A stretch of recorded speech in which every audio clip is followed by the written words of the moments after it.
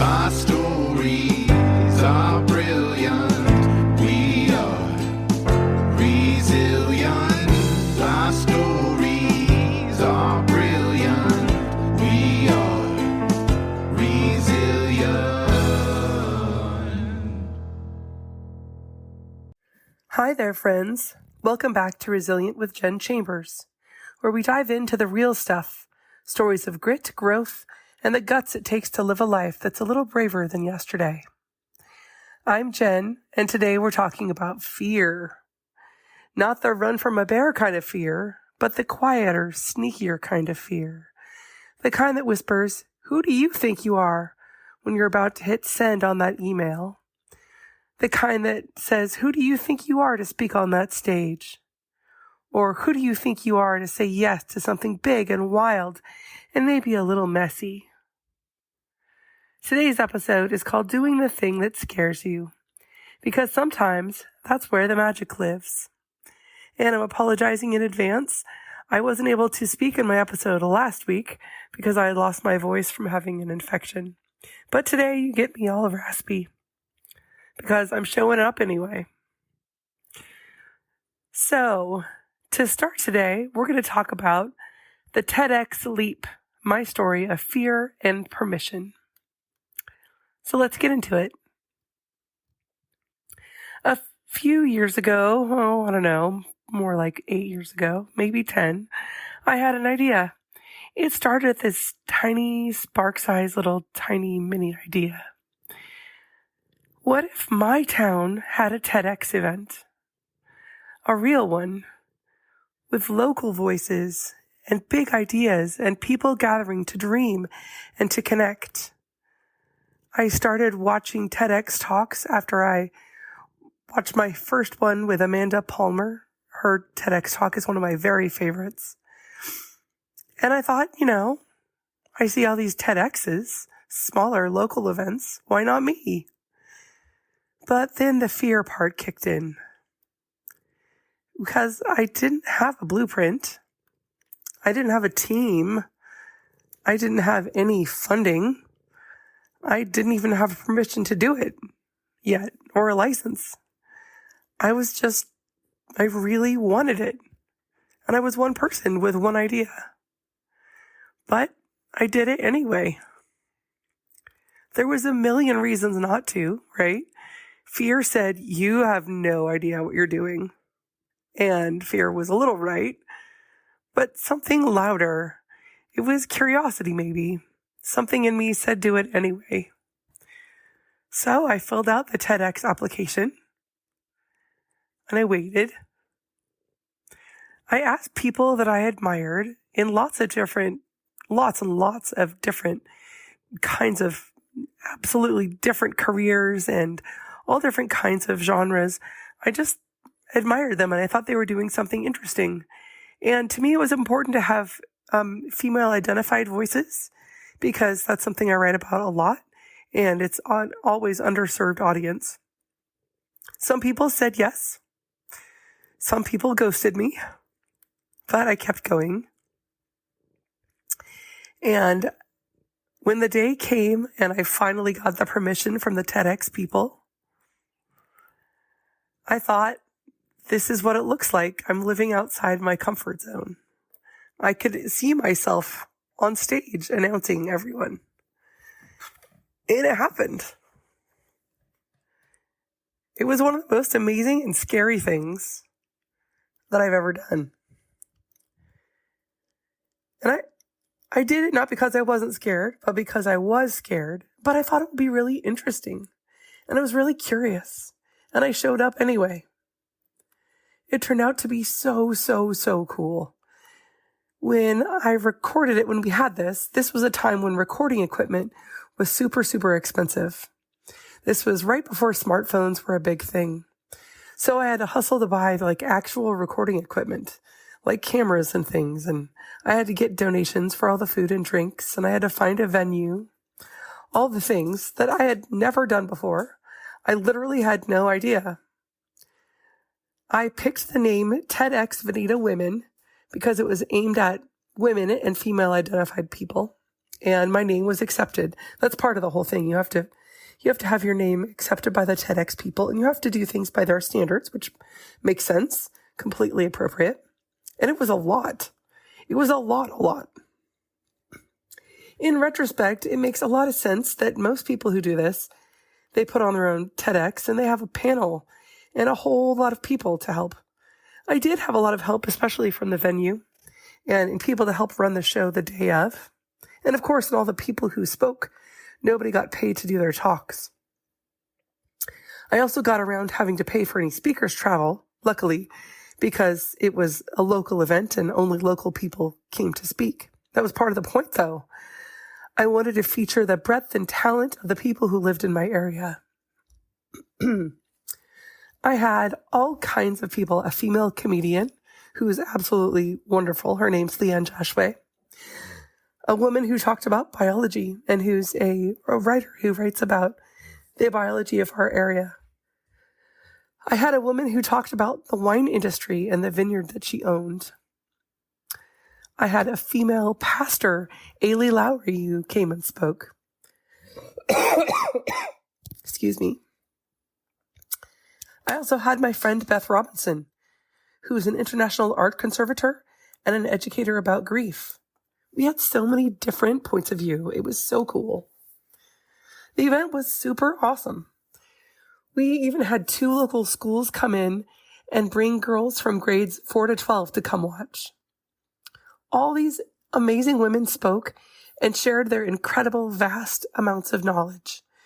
It was a huge success. Mostly. What was not a success? The filming. I just did not quite make it happen.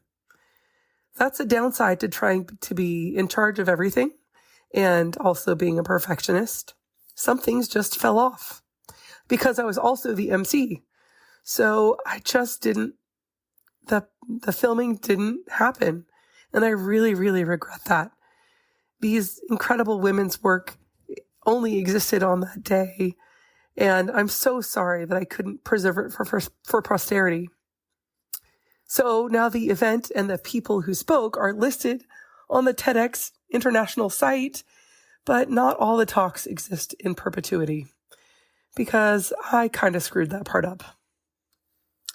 But it still existed, and I'm so grateful for the conversations we had and the lives that we changed. I've met some incredible people through that. And I also know some girls who grew up to be women that were there and talked to me about the impact it had on them. I'm thinking about talking to the TEDx people and doing one again, but I definitely need to recruit a lot more help next time. And I know that I need to give up the whole I'm in charge thing, for sure. I have also written my own TED Talk, and I'm applying there on their website. I encourage you to look at www.ted.com to apply yourself if you have something that you'd like to share, some news that you'd like to spread, or apply to have your own TEDx in your town. It's a lot of work, but it's really amazing. I was so lucky to have the people who helped me. There's a wonderful theater, Applegate Regional Theater, that donated the space and the time, and ushers. Just all of the people who were involved donated so much. And if you have a chance to do that for your town, I think it really makes a difference. So I encourage that. All right, let's talk about the fear part.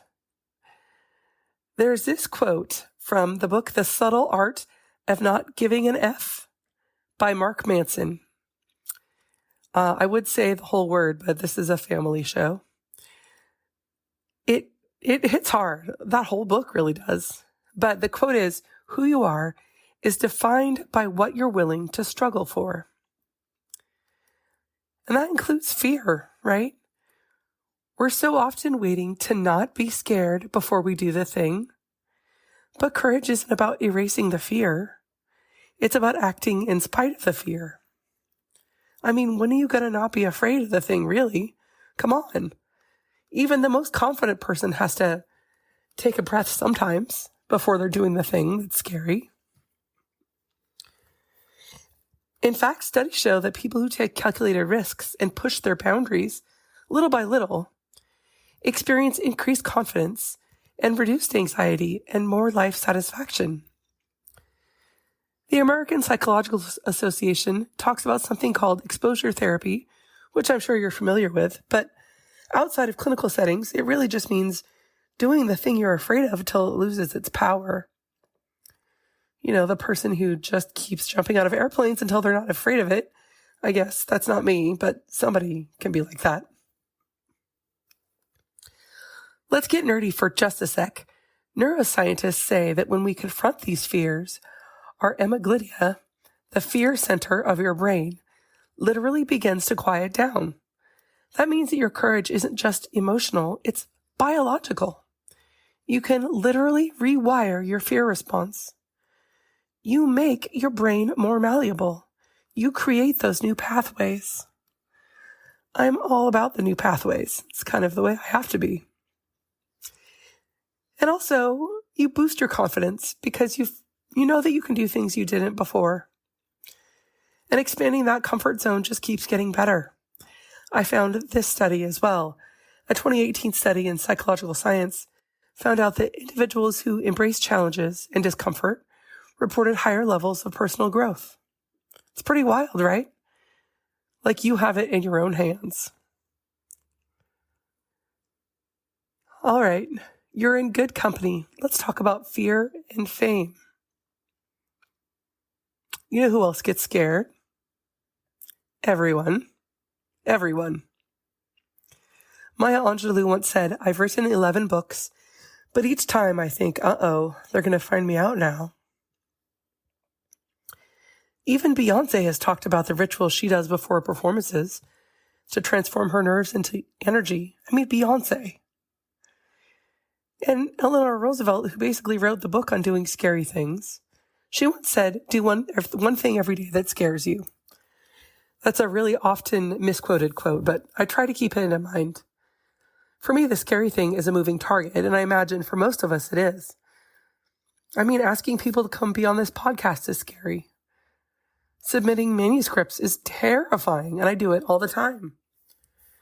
I like to try things that make me wonder what will happen. What's going to happen next? I feel like that's a good barometer. I'm not talking about I don't care if you challenge your fear of spiders. That's on you, whatever. You can be afraid of spiders, that's fine. But if you're afraid of speaking up in the meeting, why don't you just try it and see what happens? Those are the kind of fears I think are good to face. One of the things about being chronically ill is that there's just times when I have to be patient, and I can't challenge that stuff. With my disease, there are just times when I'm too much in pain or too fatigued to do what I want to do or to do anything, really. Recently, as you can tell, I was sick with an ear and sinus and bacterial lung infection. My sicknesses are always longer because I don't really have an immune system, of course, but one of the things that helps me is thinking about the things I want to challenge myself with next, because it'll pass. Things will change. That's the constant of everything, right? And I'll never be that person who says that you can overcome anything, because that's not genuine, that's not realistic, and it's not true. But I like to push my own boundaries a little whenever I can to try and live the most authentically.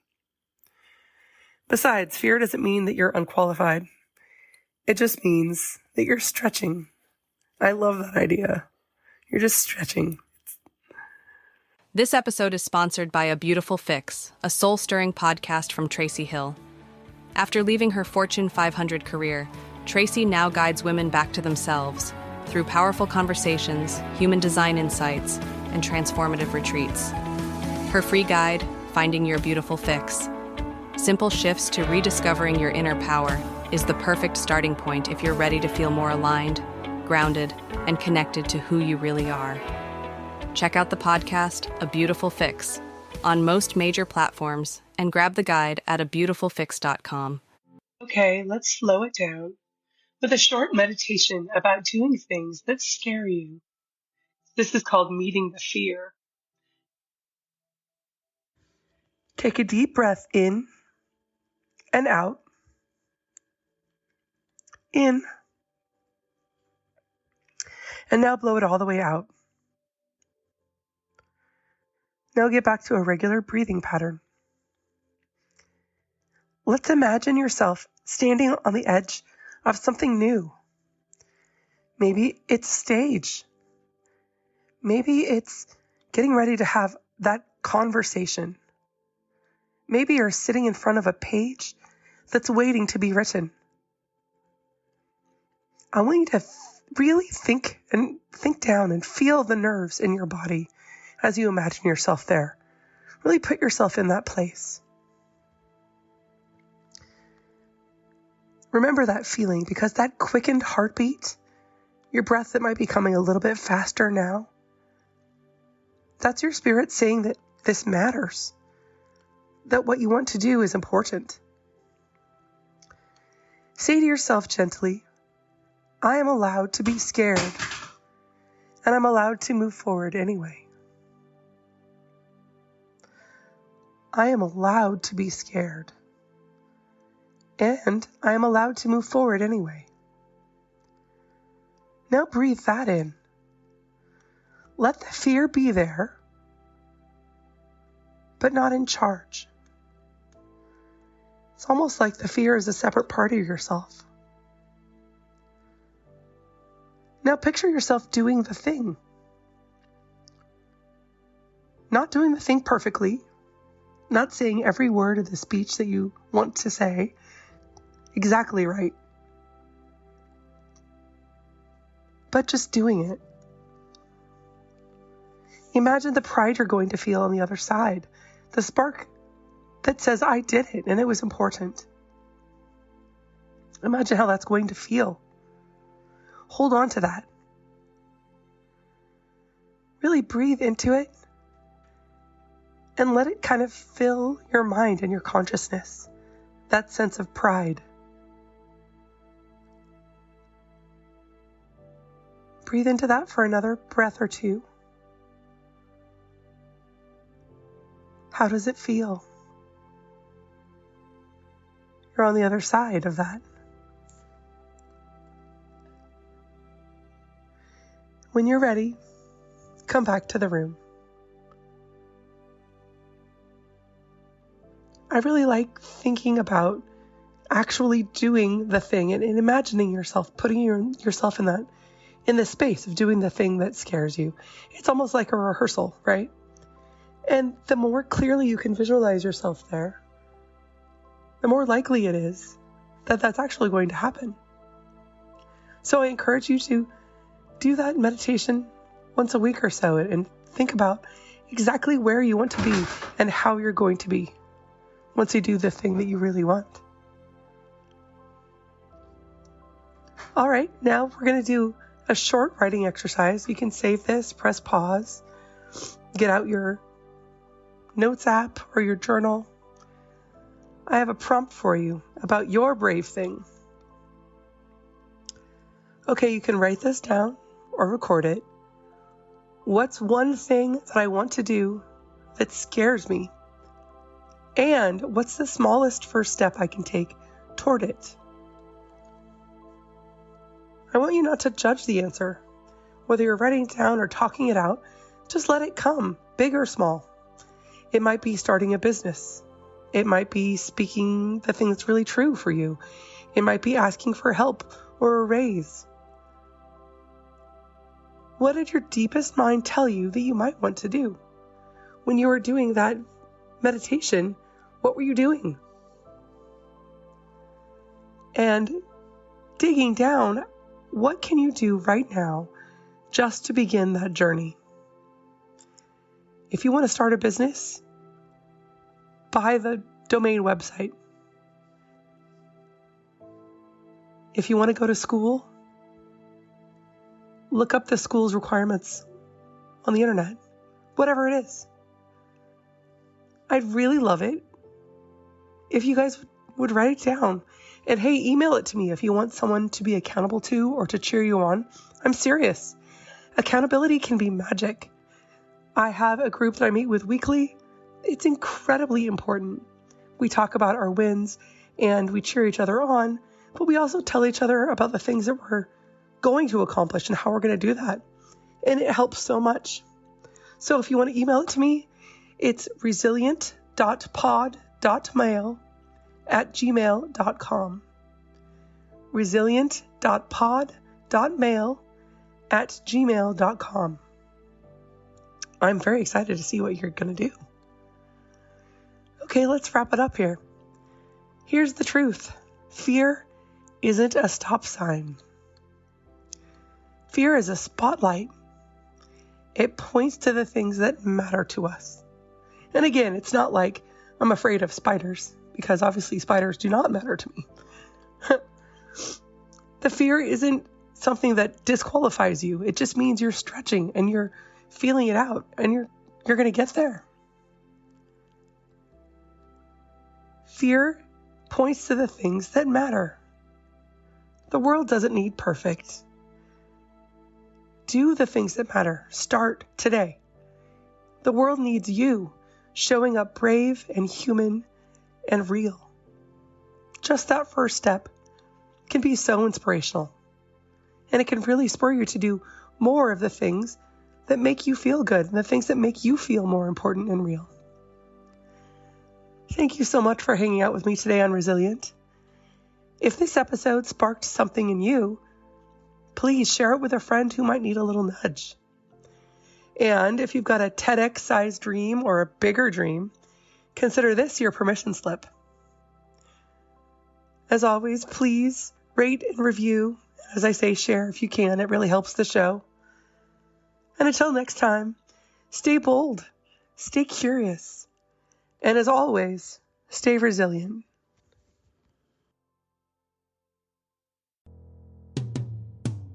Sometimes we have to start over. Sometimes we have to fight back. Sometimes it's all too much. Lost inside the black. Our stories are brilliant. We are resilient. Our stories are brilliant. We are resilient.